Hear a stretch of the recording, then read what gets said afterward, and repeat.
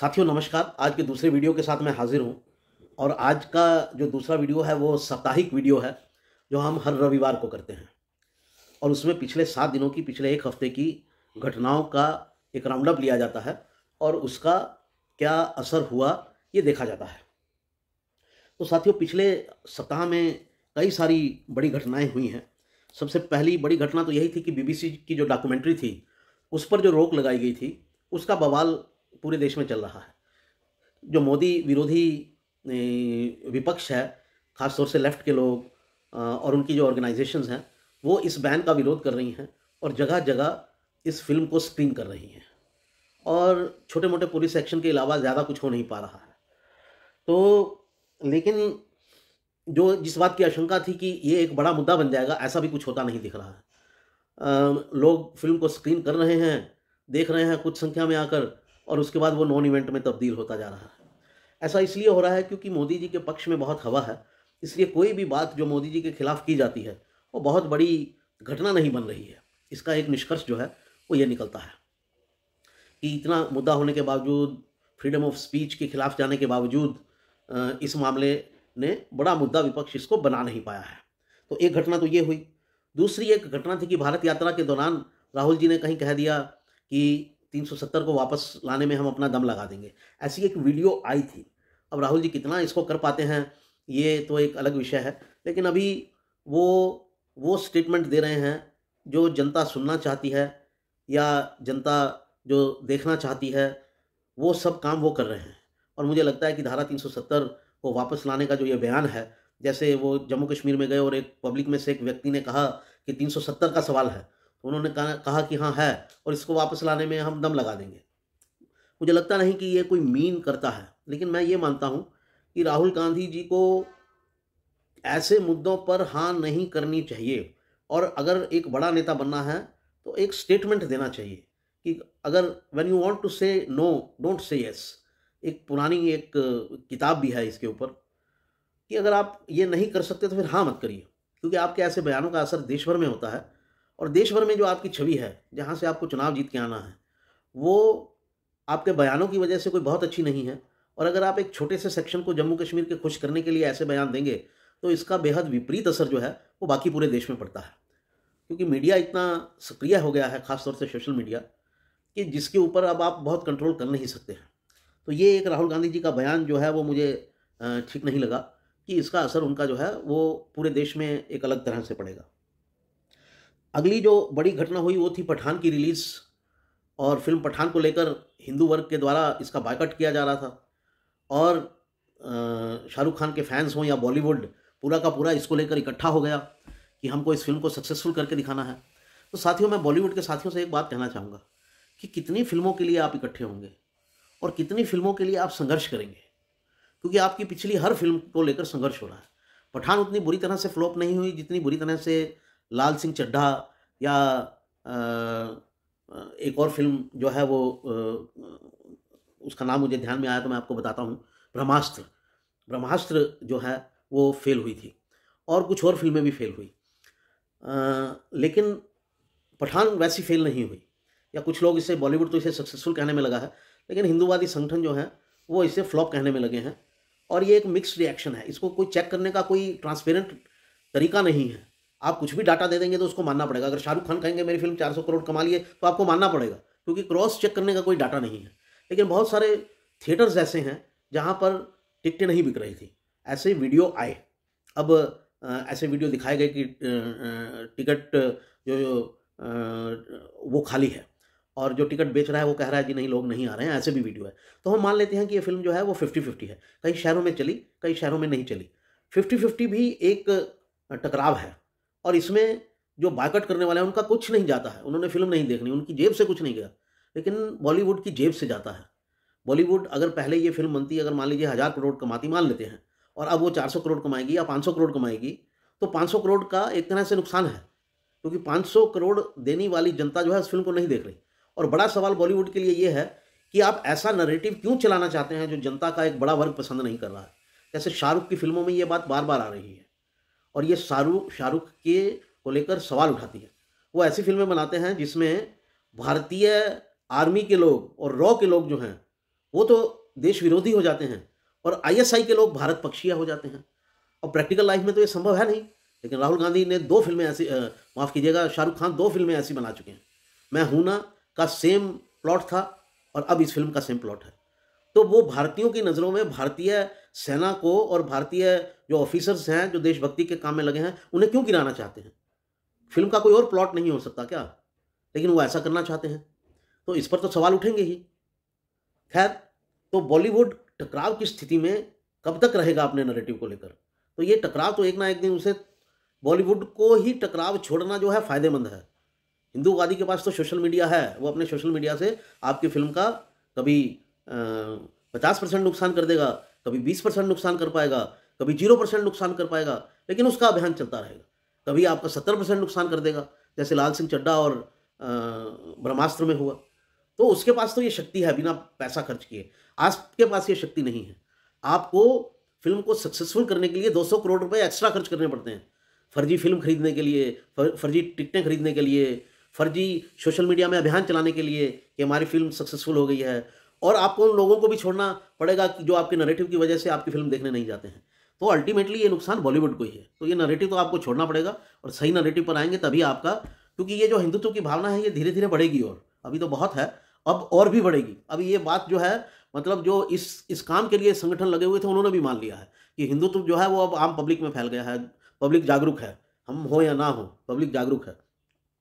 तो मेरा यही कहना था। दूसरी तरफ बॉलीवुड को लेकर एक और घटना हुई कि मोदी सरकार जो है वो बॉलीवुड से जो है वो संबंध ठीक करने पर जुट गई है। मोदी जी ने भी ऐसा बयान दिया और आईएनबी मिनिस्टर अनुराग ठाकुर ने भी ऐसे बयान दिए, जो बयान हिंदुत्ववादियों को तो पसंद नहीं आए और हिंदुत्ववादियों के मन में एक सवाल उठा कि ये सरकार जो है अब ये किस दिशा में जा रही है।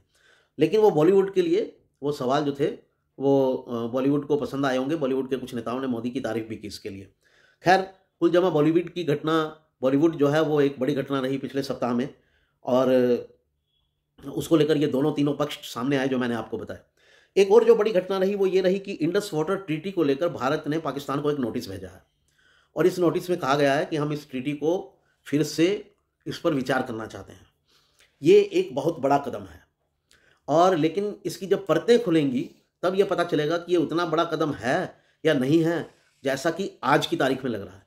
क्योंकि कुछ कुछ कदम ऐसे होते हैं जो जब शुरू होते हैं तो बहुत बड़े लगते हैं, दुकान लगती है, ऊंची दुकान, लेकिन जब खुलते हैं उनकी परतें तो वो फीकी हो जाती हैं। तो ये मामला ऐसा ना हो, लेकिन आज की तारीख में ये एक बड़ा मामला है। ये मामला बड़ा क्यों है? दरअसल जब भी पाकिस्तान आतंकवाद की घटना करता है तो एक सवाल उठता है, एक सवाल सरकार से उठाया जाता है कि आपके पास पानी है, आप युद्ध ना करो डायरेक्टली, लेकिन आप जो इंडस वाटर ट्रीटी है उसको कैंसिल कर दो और सारा पानी रोकना शुरू कर दो। घटना यह है कि जो इंडस वाटर है, जो इंडस रिवर नेटवर्क है, उसमें 6 नदियां आती हैं। इंडस, सिंधु नदी, झेलम नदी, रावी, ब्यास, सतलुज, जेहलम और चेनाब और सिंधु, ये 6 नदियां हैं। इन 6 नदियों में 3 नदियों का पानी जो है वो पाकिस्तान को जाता है, सिंधु, चेनाब और एक और नदी है उसका पानी, और उसकी ट्रिब्यूटरीज जो उपनदियां हैं उनका पानी पाकिस्तान को जाता है। और रावी और सतलुज और ब्यास, इसका पानी जो है वो भारत यूज़ करता है। इनका जो परसेंटेज बनता है पानी के फ्लो का वो बनता है 20-80 का, यानी 20% पानी जो है वो भारत के पास रहता है और 80% पानी जो है वो पाकिस्तान के पास चला जाता है। बहुत सारे एक्सपर्ट्स का मानना है कि ये बड़ी अन्यायपूर्ण ट्रीटी को जवाहरलाल नेहरू ने पाकिस्तान के तब के प्रधानमंत्री लियाकत अली के साथ साइन किया, जिसमें से ये सारी की सारी नदियां पैदा तो हिंदुस्तान में हो रही हैं और पानी जो है वो पाकिस्तान में जा रहा है ज़्यादा। कुछ नदियां तिब्बत इलाके से भी निकलती हैं, लेकिन बड़ी जो पानी की भरपाई होती है इन नदियों में वो हिंदुस्तान में होती है और उसका सिर्फ 20% हिस्सा हिंदुस्तान को मिलता है। तो जब भी आतंकवाद की घटना होती है, भारत कहते हैं कि ये नदियों का पानी एक हथियार है। पाकिस्तान का पूरा सिस्टम जो है वो पूरा का पूरा सिस्टम इन नदियों के पानी पर डिपेंडेंट है और अगर किसी तरह से भारत इन नदियों का पानी रोकने में सफल होता है तो पाकिस्तान एक रेगिस्तान हो जाएगा। पूरा पानी तो नहीं रोका जा सकता, लेकिन अगर पानी का कुछ हिस्सा भी रोक दिया जाता है तो भी पाकिस्तान में आज की तारीख में जब वो 3 नदियां का पानी उनमें जा रहा है तो भी वहाँ पानी की कमी है, और अगर कुछ और हमने रोक लिया तो वहाँ तो रेगिस्तान की स्थिति पैदा हो जाएगी। आज भी वहाँ आटा जो है 160 रुपये किलो है, गंदम पैदा नहीं हो रहा है। उन्होंने अपनी ज़मीन के साथ ऐसा कबाड़ा किया है, ऐसी पॉलिसीज़ बनाई हैं कि गेहूँ है ही नहीं देश में, और किस भाव बिक रहा है? 160 रुपये किलो, जो भारत में 20, 25, 30 रुपये किलो है, आम से मिल जाता है, आराम से मिल जाता है। और उसमें से 80 करोड़ जनता को तो मुफ्त में गेहूँ मिल रहा है, जिसको वो आराम से कोई कॉस्ट नहीं है उसकी। तो साथियों, अगर ये पानी को हम डाइवर्ट कर लेते हैं तो ये एक बहुत बड़ा मुद्दा बन जाएगा, और उसकी बाबत एक चिट्ठी लिखी गई है। अगर कैचमेंट एरिया देखा जाए, यानी पानी का भराव कितना होता है नदियों में पाकिस्तान और हिंदुस्तान के हिस्से में, अगर उसको भी अनुपात कर लिया जाए तो भारत को कम से कम 30% पानी मिलना चाहिए। यानी 10% पानी अगर भारत और ले लेता है उन नदियों से जो पाकिस्तान के हिस्से की हैं, जिसमें सिंधु, चेनाब और झेलम आती है, इन तीनों से, तो भी ये एक बड़ा स्टेप होगा। क्योंकि जो पानी से अभाव वाले इलाके हैं भारत में, हरियाणा, दक्षिण हरियाणा खास तौर से, और राजस्थान, उस पानी से उनकी भरपाई की जा सकती है, या जम्मू कश्मीर को ही वो पानी और दिया जा सकता है, या अगर उस पानी को मैदानी इलाकों की तरफ लाया जाता है तो उसकी एवज में जम्मू कश्मीर में उसकी भरपाई पैसे से की जा सकती है। तो इस तरह के बहुत सारे, जिससे भारत की आमदनी बढ़ेगी, किसी भी राज्य की बढ़े, ओवरऑल भारत की आमदनी बढ़ेगी, भारत की जो नॉर्थ इंडिया की स्टेट्स हैं वहाँ पर आमदनी बढ़ेगी, और पाकिस्तान को भी एक लेसन होगा। तो इस बाबत एक लेटर दिया गया है। ये जो ट्रीटी हुई थी उसमें 3 पक्ष थे, भारत, पाकिस्तान और वर्ल्ड बैंक, और तीनों पक्ष जो हैं वो, किसी एक पक्ष की मर्जी के बिना ये ट्रीटी को कैंसिल नहीं किया जा सकता है, या रद्द नहीं किया जा सकता है, या अधिक पानी नहीं लिया जा सकता है। इसके लिए तीनों को इकट्ठे बैठकर ट्रीटी को रिन्यू करना ही होगा। तो ये कदम उस दृष्टि से एक बड़ा कदम है, जिसकी बैकग्राउंड में थॉट ये है कि ट्रीटी को चेंज करना है, ज़्यादा पानी लेना है, या ज़्यादा डैम बनाने हैं। क्योंकि जो उस ट्रीटी में लिखा गया था कि भारत डैम बना सकता है, उस पर भी पाकिस्तान ऑब्जेक्ट करता है, और बार बार उस मामलों को लीगल कोर्ट में ले जाता है और वर्ल्ड बैंक के पास ले जाता है। हालांकि वहाँ हारता है, क्योंकि भारत कोई इलीगल चीज़ नहीं करता है, फिर भी परेशानी पैदा करता है और उसको प्रोजेक्ट्स को डिले कर देता है। जैसे किशन गंगा प्रोजेक्ट है, इसी तरह से और प्रोजेक्ट हैं जिसपे बेवजह उसने अपनी वो लगा दी, ऑब्जेक्शन लगा दी, और वो 5-6 साल प्रोजेक्ट लेट हो गया, तो उसके 6 साल के जो बेनिफिट्स थे वो रुक गए, रिवेन्यू रुक गया, कॉस्ट बढ़ गई, डैम बनाने की कॉस्ट बढ़ गई इन्फ्लेशन की वजह से, महंगाई की वजह से। तो इसलिए ये जो नोटिस भेजा गया है इसका बहुत मायने हैं, और इसमें भारत सरकार अब कहती क्या है। अभी तो एक वेग सा लेटर लिखा गया कि आपके अनुचित रुख के कारण आपको नोटिस भेजा जाता है और आपसे हम इस पर दोबारा चर्चा करना चाहते हैं। क्या जो पिछला ट्रीटी है उसी को, उसमें थोड़ी बहुत ही ठीक ठाक किया जाएगा, या पाकिस्तान को रोका जाएगा, या भारत और पानी की मांग करेगा और डैम बनाने की मांग करेगा? ये सब इश्यूज हैं। तो जब ये सारा मामला खुलेगा तब इसका असली पता चलेगा कितना इफेक्टिव है। लेकिन अभी ये एक नोटिस है पाकिस्तान के लिए, और पाकिस्तान की जो घंटियां हैं दिमाग की वो बज जानी चाहिए इसके ऊपर कि ज़्यादा पंगे करोगे तो ये भी हो सकता है।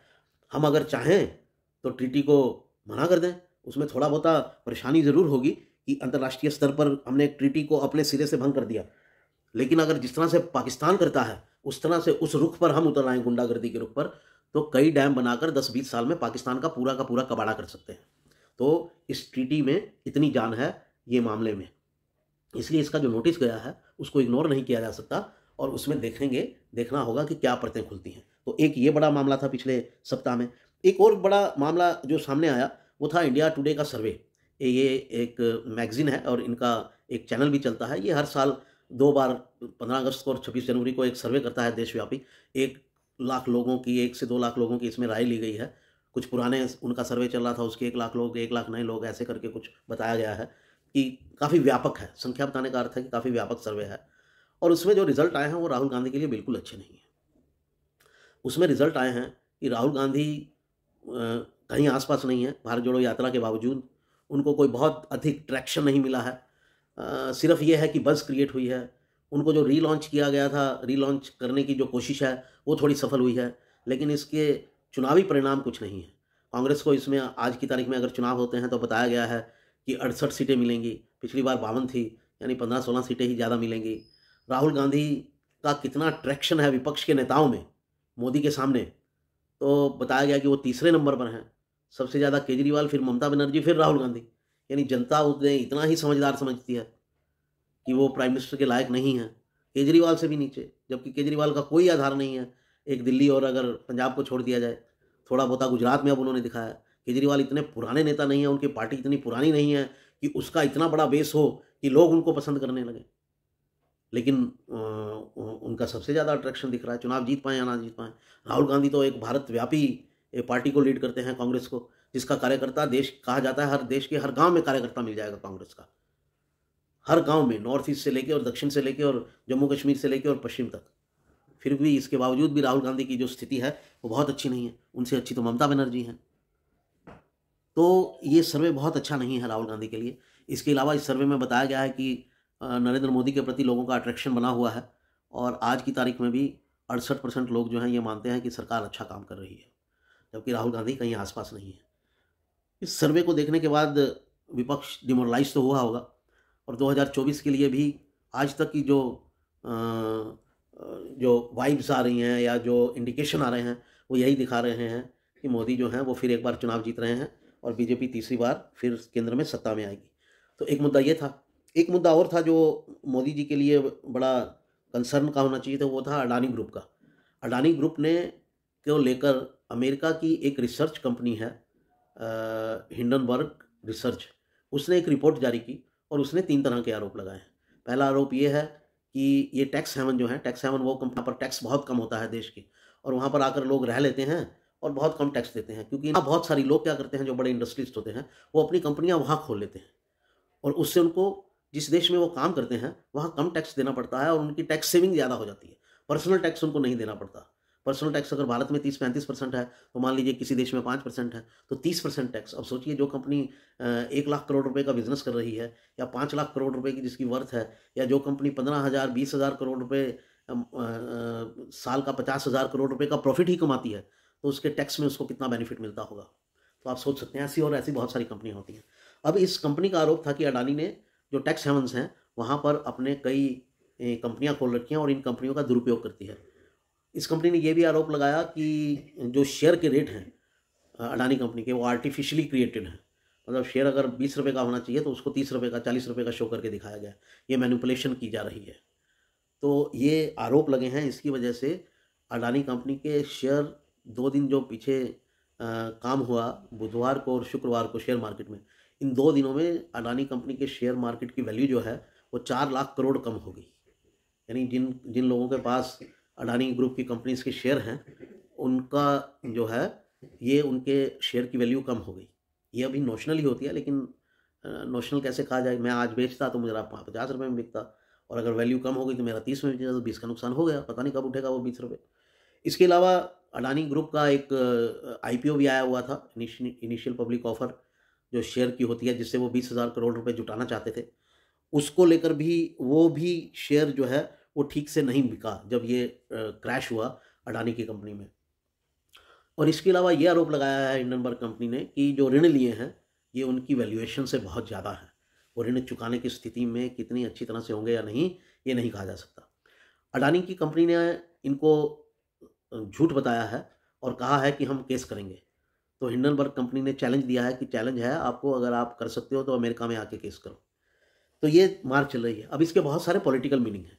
पॉलिटिकल मीनिंग आपको याद होगा कि राहुल गांधी पिछले कई सालों से यह कह रहे हैं कि अडानी और अंबानी ये दोनों जो हैं ये मोदी के यार हैं और मोदी इनकी कंपनियों को लाभ दे रहे हैं। हालांकि ऐसा कोई सबूत उन्होंने पेश नहीं किया। तो आरोप तो विपक्ष का लगाना काम होता है, कहीं से भी लगाया जा सकता है। तो अब अगर ये बात में कुछ भी दम निकलता है और अडानी अगर ये प्रूव नहीं कर पाते हैं, तो एक तो भारतीय बैंकों के लिए बड़ा क्वेश्चन मार्क लग जाएगा। और ये सवाल पिछली सरकार पर भी थे कि कंपनी की वर्थ जाने बिना उन्हें लोन दे दिए जाते हैं पॉलिटिकल नेताओं के कहने पर। और ये आरोप राहुल गांधी अब लगा रहे हैं नरेंद्र मोदी पर कि इतने लोन कैसे दे दिए गए इन 2 कंपनियों को।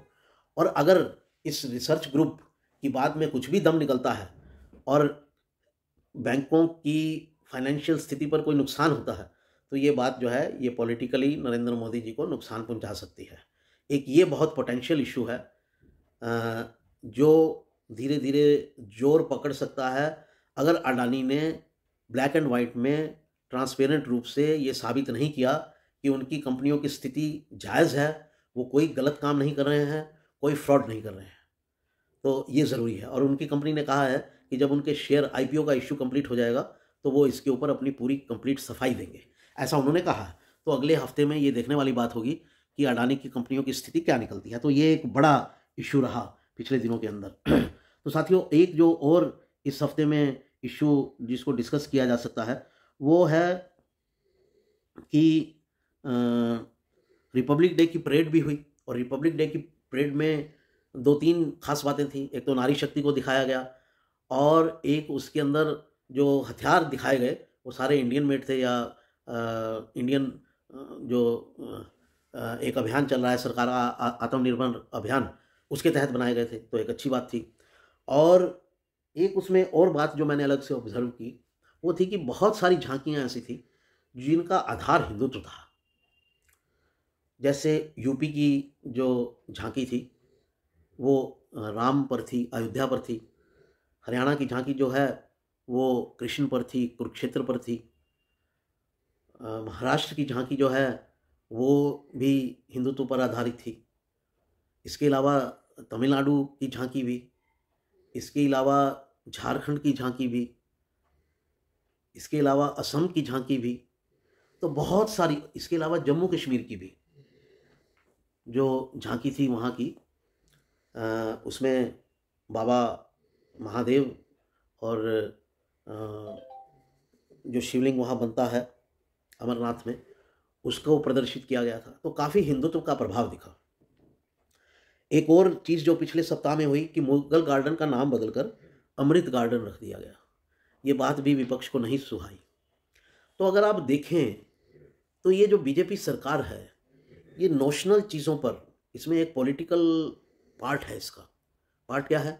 एक तरफ तो वो हिंदुओं को नोशनल चीज़ें देकर खुश करने की कोशिश कर रही है, जैसे झांकियाँ हिंदुत्व की चला दो, जैसे मुगल गार्डन अमृत गार्डन रख दो, लेकिन हिंदूज के जो बेसिक मुद्दे हैं उनको टच नहीं कर रही है और उस पर एक न्यूट्रल सा रुख अपनाया हुआ है, रादर एक प्रो मुस्लिम रुख अपनाया हुआ है। तो दोनों तरफ प्ले कर रही है। जहां पर कोई आंदोलन होने की, बहुत बड़ा आंदोलन होने की आशंका नहीं है, वहां प्रो मुस्लिम रुख है। आशंका नहीं है वहां पर प्रो हिंदू रुख है, माफ कीजिएगा, जैसे अमृत गार्डन कर देना, जैसे झांकियां दिखा देना। और जहां आंदोलन का अंदेशा है, जैसे पॉपुलेशन कंट्रोल बिल, जैसे यूसीसी यूनिफॉर्म सिविल कोड, वहां पर कोई कदम नहीं उठा रही है। तो एक तरह से हिंदुओं को बैलेंस करने की कोशिश कर रही है, क्योंकि इस सरकार का जो मेन वोट है, जो बेसिक कोर वोट है, वो 10-12% हार्ड हिंदुत्व वाला है। और अगर उसको ये क्लैरिटी हो गई कि ये सरकार ऐसा नहीं कर रही है, जैसे सीए लाया गया, आंदोलन के बाद ख़त्म कर दिया, अब उसके रूल रेगुलेशन नहीं बनाए जा रहे हैं। एनआरसी पर बड़ा शोर मचाया गया था, नेशनल रजिस्टर फॉर सिटीजन्स, उस पर कुछ नहीं किया जा रहा है। यूसीसी पर कुछ नहीं किया जा रहा है। सिर्फ स्टेट को कहा गया है, जो बीजेपी की, वहाँ कह दिया जाता है हम यूसीसी लाएंगे, लेकिन होता कुछ नहीं है। सरकार जीत जाती है चुनाव, लेकिन होता कुछ नहीं है। जैसे उत्तराखंड में कुछ नहीं हुआ अभी तक, गुजरात में कुछ नहीं हुआ। गुजरात में तो कम समय हुआ, लेकिन उत्तराखंड में तो काफ़ी समय हो चुका है, लेकिन यूसीसी लाने को लेकर कुछ नहीं है। एक कमेटी बनाई गई थी, उसने अपनी रिपोर्ट भी दे दी है। तो सरकार इसमें हिंदुओं के साथ, हिंदुओं की भावनाओं के साथ प्ले कर रही है। ना हिंदू वोट को छोड़ना चाहती है, ना हिंदू वोट को पकड़ना चाहती है। दोनों को खुश करने में लगी है, हिंदू भी मुस्लिम भी। तो ये वही नीति है जो कांग्रेस की नीति है। बीजेपी थोड़ा सोफिस्टिकेटेड तरीके से कर रही है और बीजेपी खुलकर तुष्टीकरण नहीं कर रही है जो कांग्रेस करती है। लेकिन प्रैक्टिकली अगर देखा जाए तो आज की तारीख के अंदर दोनों के जो रिलेशन है दोनों कम्युनिटीज़ को लेकर, वो दोनों पार्टियों के सेम है, चाहे वो कांग्रेस हो चाहे वो बीजेपी हो। इसका जवाब जो है वो हिंदू जनता धीरे धीरे देगी, क्योंकि इस तरह की मांगे उठ रही हैं कि आप क्या कर रहे हैं हिंदुओं के लिए, लोगों को समझ आ रहा है। साथियों, एक ये बात थी। और एक जो बड़ी घटना पिछले हफ्ते में हुई वो भारत जोड़ो यात्रा की है, जिसका समापन जो है वो कल होगा। इसके ऊपर मैंने एक अलग वीडियो भी बनाया हुआ है, वो भी आप देख सकते हैं। और जब समापन कल होगा तो अगले हफ्ते में इसकी खुलकर चर्चा करेंगे, क्या खोया क्या पाया। तो मित्रों, ये पूरे हफ्ते की घटनाएं थी। ये मेरा तीसरा एपिसोड था गए 7 दिन को लेकर, जो एजेंडा हम हर संडे को जिस पर बनाते हैं, पिछले 7 दिनों में क्या हुआ। तो साथियों, फिर आपसे मिलता हूँ। नमस्कार, धन्यवाद। मेरे इस वीडियो को शेयर कीजिए, लाइक कीजिए, सब्सक्राइब कीजिए, नोटिफिकेशन की बेल दबाइए। ऐसी अपेक्षा आपसे हमेशा रहेगी। साथियों, कीजिए। नमस्कार।